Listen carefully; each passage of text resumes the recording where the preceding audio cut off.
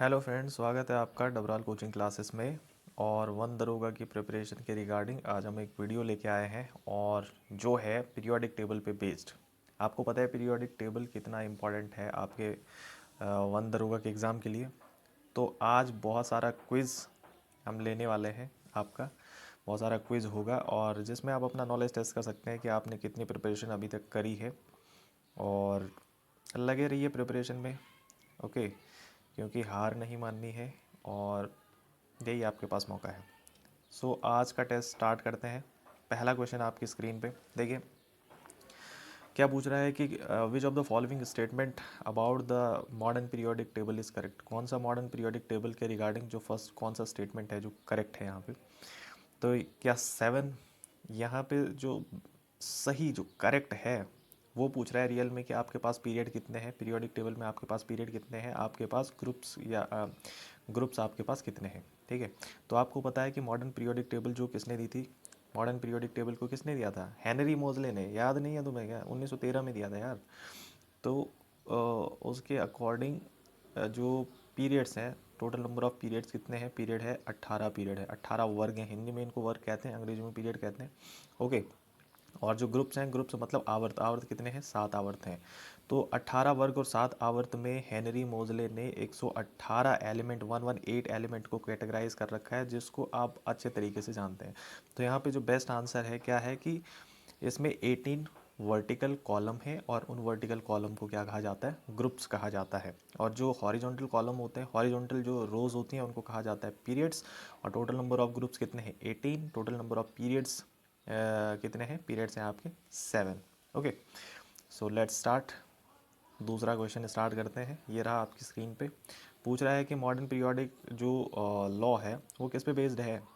Modern periodic law Henry मोजले 1913 ये बताते हैं कि हम जो एलिमेंट हैं, एलिमेंट को हम किसके बेस पे कैटेगराइज करेंगे। अब एटॉमिक वेट को कंसीडर नहीं करेंगे यहाँ पे, एटॉमिक नंबर। एटॉमिक नंबर मतलब परमाणु संख्या। परमाणु संख्या क्या होती है, किसी भी जो मटेरियल है, कोई भी जो पदार्थ है, उसमें कितने नंबर ऑफ प्रोटॉन्स हैं या प्रोटॉन्स, या कितने नंबर ऑफ न्यूट्रॉन्स उसमें हैं, कितने नंबर न्यूट्रॉन्स है, वही उसकी क्या हो जाती है, न्यूट्रॉन ही, कितने उसमें इलेक्ट्रॉन्स हैं, कितने इलेक्ट्रॉन्स हैं और कितने प्रोटॉन्स हैं, वही मोस्टली उसका एटॉमिक नंबर होता है। और अगर एटॉमिक मास की बात करें तो प्रोटॉन का मास और प्लस न्यूट्रॉन के मास को बोलते हैं इसका एटॉमिक मास, है ना, परमाणु भार।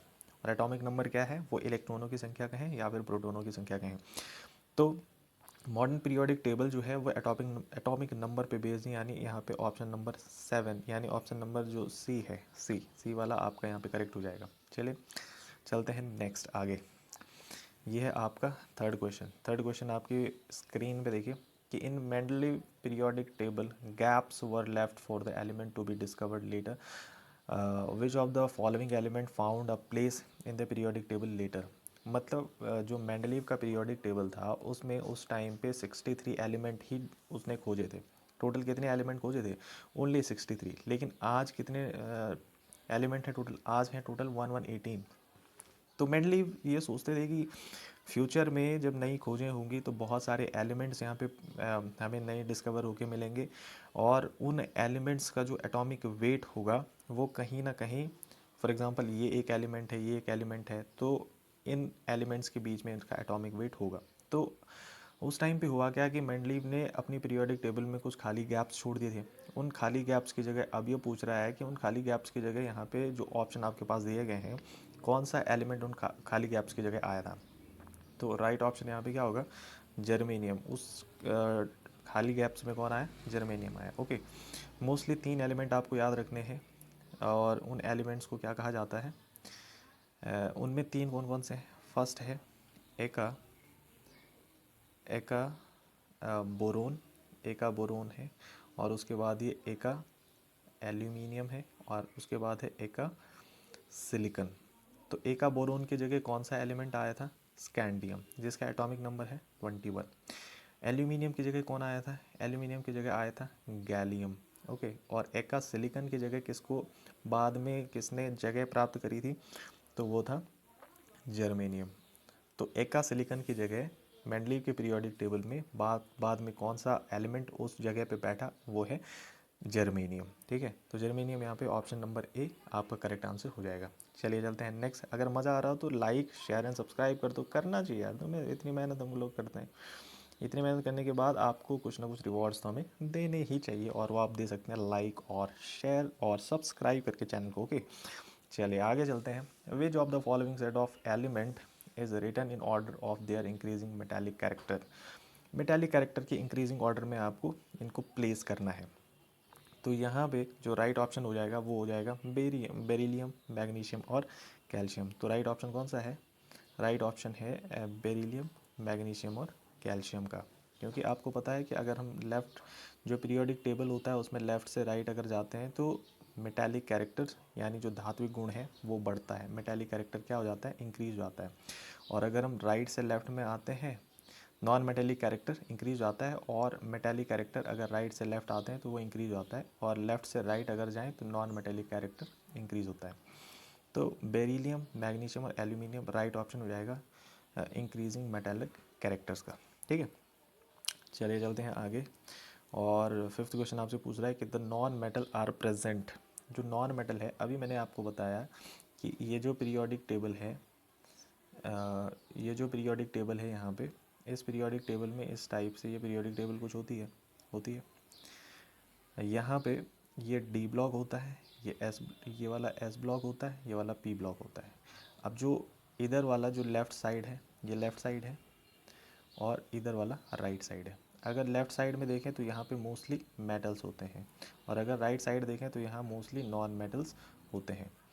तो ये बोल रहा है कि नॉन मेटल किस साइड में होते हैं? तो नॉन मेटल राइट साइड में होता है, ये राइट साइड में नॉन मेटल होते हैं, on the right side of the periodic table. Option A यहाँ पे आपका सही हो जाएगा। ओके, चलिए चलते हैं नेक्स्ट पे। अगर एलिमेंट है और जिसमें प्रोटॉन नंबर कितने हैं? 12। कितने प्रोटॉन्स हैं? टोटल नंबर 12 प्रोटॉन्स है। तो ये बोल रहा है कि इसकी पोजीशन क्या होगी पीरियोडिक टेबल में। ठीक है, मैंने आपको बताया कि एटॉमिक नंबर को हम डिफ़ाइन कर सकते हैं ऑन द बेसिस ऑफ कि इसमें प्रोटॉन कितने हैं और उसमें उसमें इलेक्ट्रॉन कितने हैं। ठीक है, तो अब ये बोल रहा है कि कितने प्रोटॉन्स हैं आपके पास? 12 प्रोटॉन्स है। तो 12 प्रोटॉन होने का मतलब इसमें कितने इलेक्ट्रॉन्स हैं? 12 ही इलेक्ट्रॉन इसमें प्रेजेंट हैं।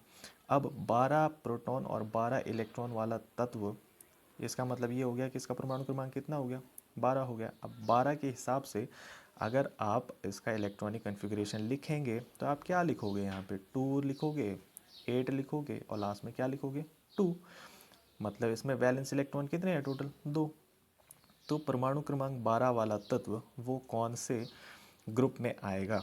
तो आपको पता है कि ये जो जिसमें वैलेंस इलेक्ट्रॉन 2 होते हैं वो ग्रुप नंबर 2 में आता है, जिसमें वैलेंस इलेक्ट्रॉन 1 होता है वो ग्रुप नंबर 3 में आता है, जिसमें 3 होते हैं वो कहाँ पे आता है? वो ग्रुप नंबर 13 में आता है, जिसमें 4 होता है उस ग्रुप नंबर 14 में आता है।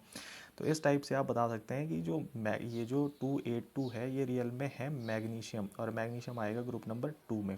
अब ग्रुप नंबर 2 जहाँ पे लिखा हुआ है, थर्ड ग्रुप ये भी हमारा कट हो जाएगा, और थर्ड ग्रुप, ये दोनों ऑप्शन कट हो जाएंगे। आपके पास 2 ऑप्शन है, सेकंड ग्रुप। ओके, नाउ अब आपको पीरियड्स बताना है। पीरियड के हिसाब से अगर आप देखें तो सबसे फर्स्ट में जो फर्स्ट पीरियड होता है उसमें हाइड्रोजन होता है, और इधर साइड क्या होता है?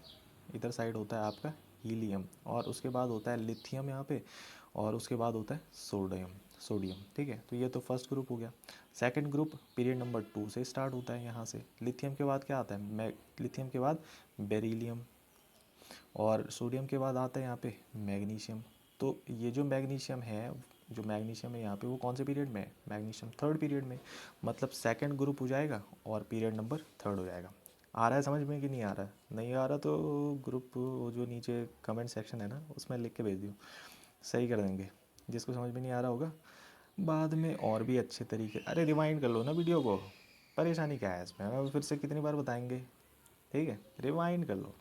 ओके, चलिए चलते हैं next. Which one of the following statement is not correct about the trend in the properties of element of a group on going down in groups. अगर हम ऊपर से नीचे चलते हैं किसी भी ग्रुप में, ओके, बोल रहा है कि अगर आप ऊपर से नीचे किसी ग्रुप में आए तो आपको क्या नज़र आएगा? क्या नज़र आएगा मतलब where which one of the following statement is not correct, कौन सा स्टेटमेंट है जो सही नहीं है? About the trend in the properties of element of a group going down in a group. देखिए, ये बोल रहा है कि chemical reactivity of metal, metal की केमिकल रिएक्टिविटी इंक्रीज होती है, बिल्कुल सही बात है। मेटालिक कैरेक्टर आपको पता है, अगर लेफ्ट से राइट जाते हैं मेटालिक कैरेक्टर क्या होता है, डिक्रीज हो जाता है, और अगर आप टॉप से बॉटम आते हैं, टॉप से बॉटम आते हैं तो मेटालिक कैरेक्टर यहाँ पे इंक्रीज हो जाता है। तो मेटालिक कैरेक्टर इंक्रीज हो रहा है, सही है। The size of atom increase, क्योंकि साइज़ ऑफ एटम बिल्कुल इंक्रीज होगा, क्योंकि आपको पता है कि अगर आप ऊपर से नीचे आते हैं तो नंबर ऑफ शेल्स, सेल्स की संख्या बढ़ती जाती है, नंबर ऑफ सेल्स बढ़ेंगे तो साइज़ ऑब्वियसली बढ़ेगा, तो ये भी सही है। The valence electron increases, valence electron कभी भी इंक्रीज नहीं होते। आपको पता है कि अगर कोई एक ग्रुप है तो एक ग्रुप में जितने भी एलिमेंट्स होंगे सारे ग्रुप में वैलेंस इलेक्ट्रॉन और उनकी वैलेंसी क्या होगी, सेम होगी। नहीं समझ में आया? अभी दिखाता हूँ, एग्जाम्पल करके दिखाता हूँ, रुक जाओ। अगर आपके पास ग्रुप नंबर 17 है तो ग्रुप नंबर 17 की फैमिली को आप क्या बोलते हैं, हैलोजन बोलते हैं ना। हैलोजन का मतलब, हैलो का मतलब क्या होता है, सॉल्ट, तो सॉल्ट फॉर्मिंग होते हैं ये, है ना। तो हैलोजन के अंदर जो सबसे फर्स्ट मेंबर है वो क्या है, फ्लोरीन है, और उसके बाद क्या है, सेकंड मेंबर कौन सा है, सेकंड मेंबर पेन लिख ही नहीं रहा है ये, फ्लोरीन, और उसके बाद आता है क्लोरीन। नाउ फ्लोरीन का एटॉमिक नंबर कितना होता है, 9। अगर आप लिखोगे इसका कन्फिग्रेशन, क्या लिखोगे आप, 2 और 7 लिखोगे ना, अरे यही तो लिखोगे। और अगर आपके पास क्लोरीन है तो क्लोरीन का एटॉमिक नंबर कितना होता है, 7, 17। 17 को आप कैसे लिखोगे फिर, 2 लिखोगे, 8 लिखोगे, और लास्ट में क्या लिखोगे, 7 लिखोगे। अब इधर भी 7 है, इधर भी 7 है। अब समझने वाली बात यह है यहाँ पे कि कोई भी जो आपका एलिमेंट होता है उसकी जो आउटर मोस्ट जो उसकी शेल होती है उसमें जितने नंबर ऑफ इलेक्ट्रॉन होते हैं उन्हीं नंबर ऑफ इलेक्ट्रॉन्स को क्या बोलते हैं आप, उनको बोलते हैं वैलेंस इलेक्ट्रॉन। अच्छा, मतलब समझ में आ गया कि फ्लोरीन में कितने वैलेंस इलेक्ट्रॉन, 7 है, मतलब क्लोरीन में भी कितने, 7 है। तो जो नीचे और एलिमेंट आएंगे उनमें भी 7 7 होगा कि नहीं होगा, अरे होगा ना, उनमें भी 7 7 होगा। मतलब अगर आप एक ग्रुप में ऊपर से नीचे आए तो वैलेंस इलेक्ट्रॉन कभी भी चेंज नहीं होते हैं, वो 7, इस ग्रुप में 7 रहेंगे और ग्रुप में और जैसे कुछ रहेंगे। नाइट्रोजन की बात करें तो वहाँ पे 5 5, सबका वैलेंस इलेक्ट्रॉन 5 5 होता है। तो वैलेंस इलेक्ट्रॉन कभी भी अगर ग्रुप में आप ऊपर से नीचे आए तो वो कभी भी इंक्रीज नहीं करते हैं, ठीक है। अच्छा, ये वैलेंस इलेक्ट्रॉन, वैलेंसी क्या होती है फिर, वैलेंसी होती है मतलब कितने इलेक्ट्रॉन आपको चाहिए अपना ऑक्टेव पूरा या ऑक्टेट पूरा करने के लिए, कितने चाहिए। अब इसके पास 7 हैं, ऑक्टेट करने के लिए कितना चाहिए, इसको 1 चाहिए। कितनी वैलेंसी हो गई फिर इसकी, वैलेंसी 1 हो गई, और वैलेंस इलेक्ट्रॉन कितने हो गए, 7। तो आई होप आपको वैलेंसी और वैलेंस इलेक्ट्रॉन आपको समझ में आए होंगे, ठीक है। और ये ट्रेंड आपको समझ में आ गया होगा कि टॉप से बॉटम से चलते हैं तो मेटालिक कैरेक्टर इंक्रीज होता है, और लेफ्ट से राइट जब चलते हैं तो मेटालिक कैरेक्टर डिक्रीज होता है। ओके, आ गया समझ में, आगे चले, चलें क्या यार, इधर देखो, पढ़ाई करो यार, तुम कहाँ, ध्यान कहाँ जा रहा है तुम्हारा, इधर देखिए। चलिए चलते हैं, मजाक कर रहा हूँ, बुरा मत मानना, ठीक है। चलिए आगे। अच्छा, अब कौन सा, अब क्या देगा, रुक जाओ, आंसर दिखा रहा हूँ मैं पहले ही एक टिक कर दोगे, रुक जाओ। अच्छा लिखो, क्या लिखा हुआ उसमें, एन एलिमेंट, अगर कोई एलिमेंट है और वो एलिमेंट बता नहीं रखा आपको, बोल रहा है कि क्या है वो, एक्स है, ठीक है। अब वो आपको खुद फाइंड आउट करना है कि वो कौन सा एलिमेंट होगा। With oxygen to form an oxide, वो ऑक्साइड फॉर्म करता है एक्सो टाइप का ऑक्साइड, ठीक है। This oxide is electrically conducting, write the formula of the compound formed when X react with chlorine, ठीक है। अगर एक्स क्लोरीन के साथ, सबसे पहले देखो एक्स ओ, एक्स का मतलब ये एक्स है, ये ऑक्सीजन है, ऑक्साइड के फॉर्म में ऑक्सीजन पे चार्ज कितना होता होगा, ऑक्सीजन पे चार्ज कितना होता है, 2 चार्ज होता है, -2 का चार्ज होता है। अरे नहीं समझ में आ रहा, अगर आपके पास ना किसी भी मेटल का ऑक्साइड है तो ऑक्साइड में ऑक्सीजन पे जो चार्ज होता है, ऑक्सीडेशन स्टेट जो ऑक्सीजन की होती है वो -2 होती है। अब जो ऑक्साइड होता है ना टोटल, उसमें नेट चार्ज कितना आता है, 0। मतलब अगर ये -2 है तो -2 को कैंसिल करने के लिए क्या चाहिए, +2। मतलब ये जो एक्स मेटल है इस पर कौन सा चार्ज है, +2, है ना। मतलब एक्स की ऑक्सीडेशन स्टेट +2 है और ऑक्सीजन की ऑक्सीडेशन स्टेट -2 है, मतलब हमें समझ में आ गया कि एक्स पे कितना चार्ज रहेगा, +2। नाउ अगर x पे +2 का चार्ज है, कितना है, +2 का चार्ज, तो जो इसके साथ जो क्लोरीन जुड़ेगा, क्लोरीन पे कितना चार्ज होता है, -1। अच्छा -1 लिख ही नहीं रहा पेन, रुक जाओ। क्लोरीन पे कितना चार्ज होता है, -1 का। अब इस -1 को आपको -2 बनाना है, कैसे बनाओगे, अरे 2 की मल्टीप्लाई कर दो ना इसमें, ये दो। तो x अब कितना हो गया, x हो गया +2, और क्लोरीन भी कितना हो गया, क्लोरीन हो गया -2। मतलब कंपाउंड क्या है, कंपाउंड एक X है और कितने क्लोरीन है, 2 क्लोरीन है। मतलब सिंपल वर्ड में ये है कि अब इसका स्ट्रक्चर या इसका जो केमिकल फार्मूला है वो हो गया XCl2। तो इस टाइप के क्वेश्चन को आपको सॉल्व करना है। आई होप आपको अच्छे से समझ में आ गया है कि ऑक्सीडेशन स्टेट कैसे फाइंड आउट करनी है और केमिकल फार्मूला कैसे लिखे जाते हैं। ओके, समझ में आ गया कि नहीं? चलिए चलते हैं आगे। आ ही गया होगा। अच्छा रुक जाओ, आगे दिखाता हूँ, आंसर न दिख जाए। क्वेश्चन 9 पूछ रहा है कि एक एलिमेंट है और उस एलिमेंट का नाम बताऊँ क्या है? ए है। ए है, खुद खोजना है तो मैं वो। An element A belongs to the third period of the group. कौन से पीरियड बिलोंग करता है ये? थर्ड पीरियड में। और ग्रुप नंबर कौन सा है इसका? 16। ग्रुप नंबर 16 का मतलब कि इसकी फैमिली का मेंबर है, ऑक्सीजन की फैमिली का मेंबर है, ठीक है। Of the periodic find the valency. अब भी बताया था वैलेंसी। वैलेंसी क्या होती है? वैलेंसी का मतलब क्या होता है? वैलेंसी का मतलब होता है कि कितने इलेक्ट्रॉन को लेगा, कितने इलेक्ट्रॉन लेगा या कितने इलेक्ट्रॉन देगा, वही वैलेंसी होती है। वैलेंस इलेक्ट्रॉन क्या होते हैं कि आउटर मोस्ट शेल में कितने इलेक्ट्रॉन्स हैं, वही उसके वैलेंस इलेक्ट्रॉन है। जैसे अभी इन केस अगर नाइट्रोजन की बात करें तो नाइट्रोजन का परमाणु इलेक्ट्रॉनिक विन्यास क्या होगा? 2 और 5। मतलब आउटर मोस्ट शेल में कितने इलेक्ट्रॉन है? 5। मतलब वैलेंस इलेक्ट्रॉन कितने हो गए? 5। अच्छा, वैलेंसी की बात करें तो वैलेंसी का मतलब 5 से 8 बनाने के लिए कितने इलेक्ट्रॉन चाहिए? कितने चाहिए? 3 चाहिए ना। तो वैलेंसी कितनी हो गई इसकी? 3 हो गई। तो वही पूछ रहा है कि एक जो एलिमेंट है वो ग्रुप नंबर 16 में आता है और थर्ड पीरियड, वो थर्ड में आए, फोर्थ में आए, क्या दिक्कत है? आपको पता है ना कि वैलेंसी और वैलेंस इलेक्ट्रॉन पूरे ग्रुप का सेम ही होता है ना। तो इसको तो छोड़ दे, बकवास वाली बात है। तो ग्रुप नंबर 16 में है। ग्रुप नंबर 16 का मतलब उसके बाहरी कोष में कितने इलेक्ट्रॉन है? 6। 8 बनाने के लिए कितने चाहिए? 2 और। तो वैलेंसी कितनी हो गई? अरे 2 ही तो हो गई है। नहीं समझ में आया? फिर से एक बार वीडियो को पीछे करके देखो, रिमाइंड करके देखो। ओके, समझ में आ गया? आगे चलते हैं, ठीक है। ये देखो वैलेंसी, तो हम कभी गलत बोलते ही नहीं है ना। चलो देखते हैं आगे। क्वेश्चन नंबर 10 है, which of the following is the outer most shell of element of second period. Second period में जो होगा, देखो जो फर्स्ट पीरियड होता है, जो फर्स्ट पीरियड होगा उसमें शेल नंबर 1, यानी जो फर्स्ट पीरियड है उसमें के शेल होती है। सेकेंड पीरियड जो होगा उसमें एम शेल होगी। जो थर्ड पीरियड होगा के एल, नहीं, उसमें एल शेल होगी, के एल, और थर्ड वाले में एम, और फोर्थ वाले में एन शेल होगी। तो क्या बोल रहा है कि outer most shell, which of the following is the outer most shell for the element second period. Second period के लिए आउटर मोस्ट शेल में क्या हो? अरे एल ही शेल तो होगी। अच्छा एक बार चेक करते हैं, गलत तो नहीं है? अरे नहीं होगा यार, गलत कैसे हो सकता है? एल शेल, ये देखो सही है, ठीक है।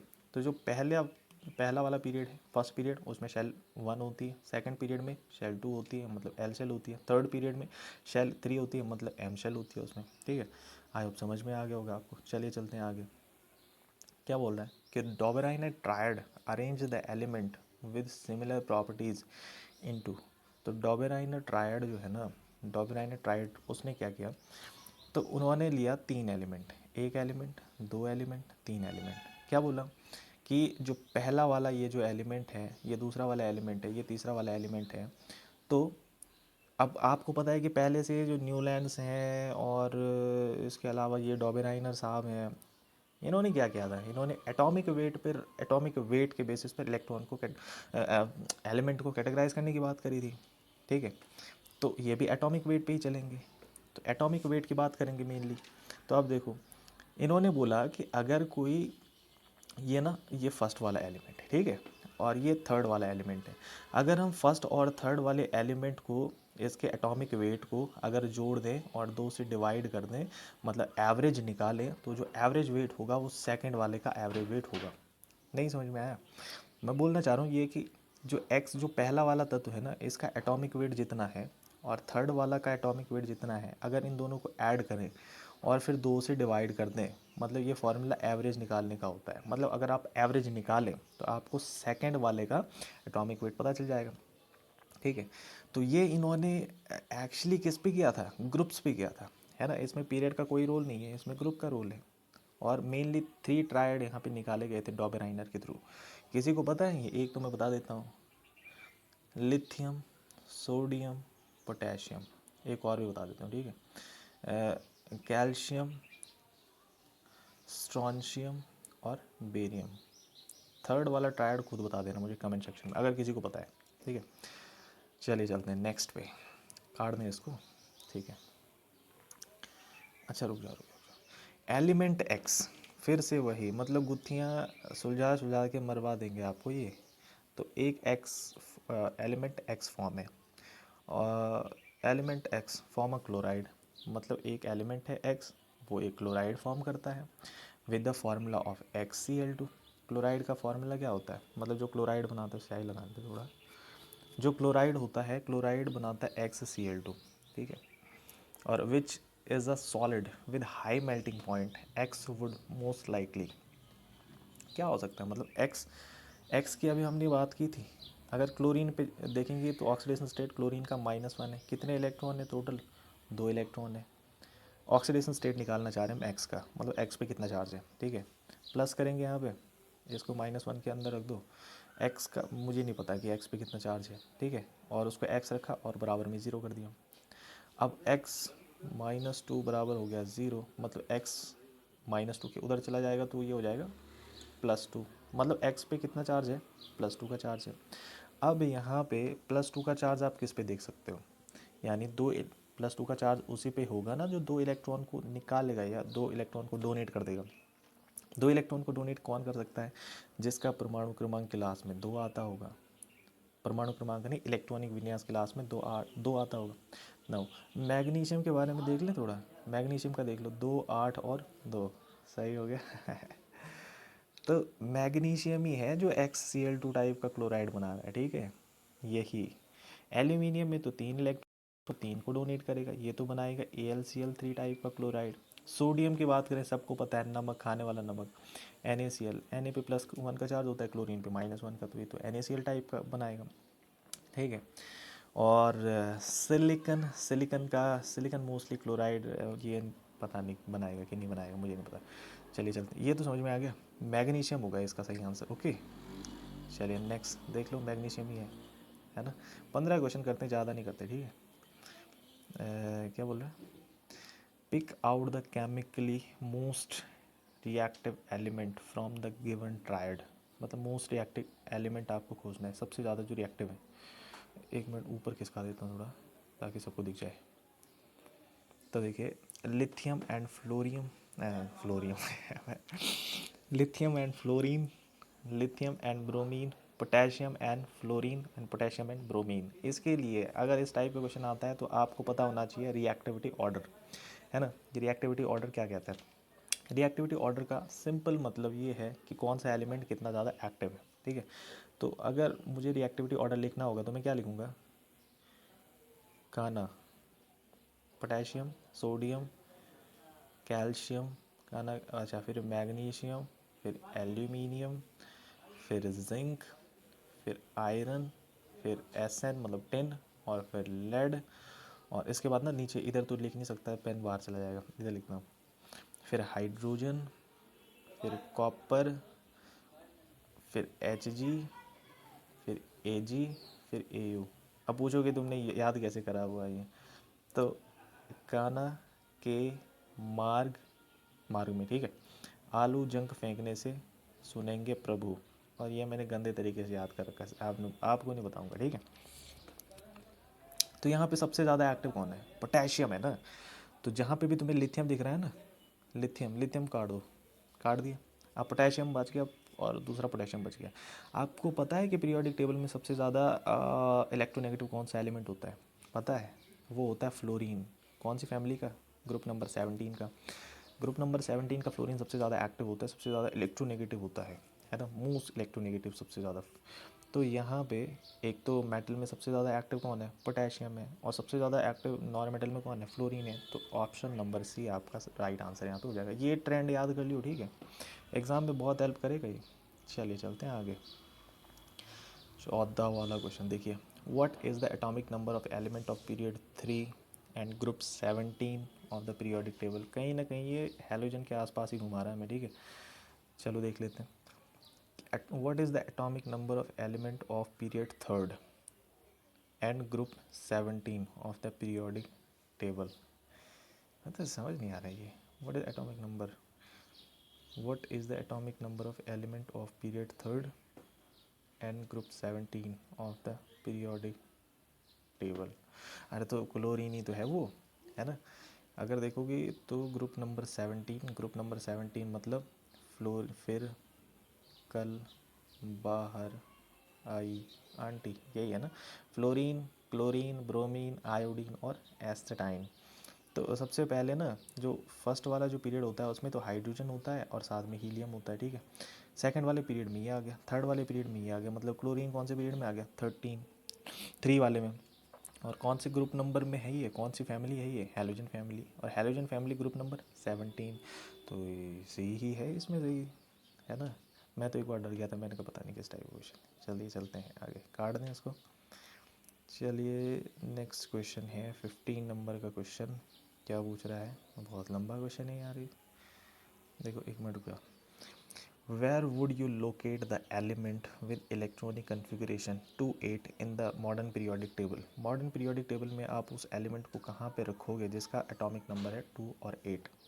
2, 8, सबसे पहले इलेक्ट्रॉनिक कन्फिगरेशन को अच्छे से देखिए। 2 और 8 मतलब ऑक्टेट क्या है, ऑक्टेट इसका कंप्लीट है, ऑक्टेट कंप्लीट है। अब जिनका ऑक्टेट कंप्लीट होता है उनके लिए एक अलग वाली फैमिली है, उनका एक अलग सा ग्रुप है। कौन सा ग्रुप होता है, सबसे लास्ट वाला ग्रुप। सबसे लास्ट वाला कौन सा ग्रुप, 15वां ग्रुप, हाँ शाबाश, 15वां वाला लास्ट वाला ग्रुप होता है। ग्रुप नंबर 18 जिसको ज़ीरो फैमिली या ज़ीरो ग्रुप भी बोलते हैं इसको, और ग्रुप नंबर 18 भी बोलते हैं, और इसको इनर्ट गैस भी बोलते हैं, इसको नोबल गैस भी बोलते हैं। पेन लिख रहा मैं क्या करूँ, नोबल गैस भी बोलते हैं, इनर्ट गैस भी बोलते हैं, ज़ीरो ग्रुप भी बोलते हैं, आइडियल गैसेज भी इनको कहा जाता है ग्रुप नंबर 18 को। तो ग्रुप नंबर 18 में वो सारे एलिमेंट्स आते हैं जिनका ऑक्टेट कंप्लीट होता है, मतलब वो सेटिस्फाई होते हैं, वो किसी भी इलेक्ट्रॉन को ना तो लेते हैं ना इलेक्ट्रॉन को देते हैं। तो 2 और 8 जिसका पीरियड, जिसका इलेक्ट्रॉनिक कॉन्फ़िगरेशन है वो ग्रुप नंबर 18 में आएगा, यानी ऑप्शन नंबर सी ये आपका राइट आंसर हो जाएगा। तो 15 क्वेश्चन थे, कैसे लगे आपको, क्या आपने कुछ नया कॉन्सेप्ट सीखा या नहीं सीखा। अगर सीखा है तो लाइक करो, शेयर करो, कल मिलते हैं। अगर आपने जो कमेंट्स हैं, कमेंट सेक्शन अगर पॉजिटिव निकला है ना, अच्छे कमेंट किए कि और पढ़ाओ, तो बहुत सारी चीज़ें करेंगे आगे, ठीक है। मिलते हैं कल वाली क्लास में, मज़े करो, पढ़ते रहो बस, और क्या ही है ज़िंदगी में। So thank you very much. Have a nice day. God bless you all. Thank you very much. Okay. See you soon.